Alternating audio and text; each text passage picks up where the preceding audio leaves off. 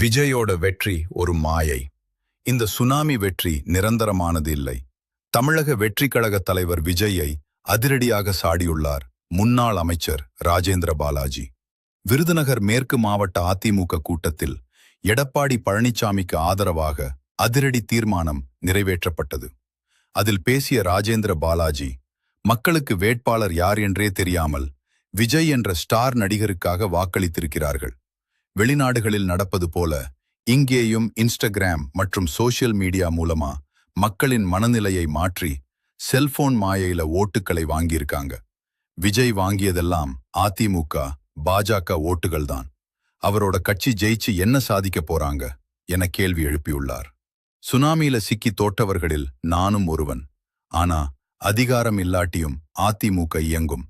எடப்பாடியாருக்கு 1,30,00,000 பேர் வாக்களிச்சிருக்காங்க என மாஸ் காட்டியுள்ளார். ராஜேந்திர பாலாஜியின் இந்த அதிரடி பேச்சு பத்தி நீங்க என்ன நினைக்கிறீங்க? கமெண்ட் பண்ணுங்க.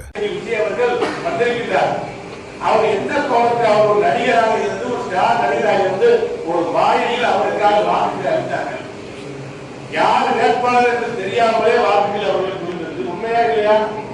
யார் வேட்பாளர் என்றே தெரியாது. ஓட்டு யாருக்கு போட்டீங்கன்னா விட்டுட்டு போடணும்னு சில பேர் சொல்றாங்க. வெற்றி அவர்கள் கிடைச்சது. வேட்பாளர்கள் வெற்றி பெற்றவர்களாம் என்ன சாதிக்க முடியும்? வெற்றி வாய்ப்பை தவறவிட்டு விட்டார்கள். நான் இன்றைக்கு தமிழ்நாட்டில் ஏற்பட்ட சுனாமியில் சிக்கியவன் நானும் ஒருவன். இது மிகப்பெரிய ஒரு சிக்கல் தான். நமக்கு உழுவக்கூடிய ஓட்டுகள் தான் அவர்கள் வாங்கினார்கள். திமுக ஓட்டு அப்படி விட்டுச்சு. அவர்களுக்கு சரியாக உழுது விட்டது. திமுக இன்றைக்கு வாங்கிய ஓட்டுகள் இங்கே விஜய் வருவார வாங்கின ஓட்டை பாருங்க. நாடாளுமன்றத்தில் வாங்கிட்டாங்க. அந்த ஓட்டு சரியா வாங்கிட்டாங்க.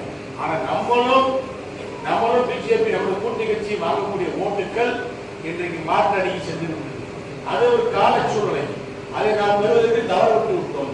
தவறு விட்டு விட்டப்பட்டு சொல்வதை விட கட்சியினுடைய நிர்வாகிகள் எல்லாம் என்னை பொறுத்த மட்டும் நல்லாதான் வளர்த்தாங்க. யாரும் குறைவாக வேலை செய்யவில்லை. யாரும் வேலை செய்யாமல் இருக்கவில்லை.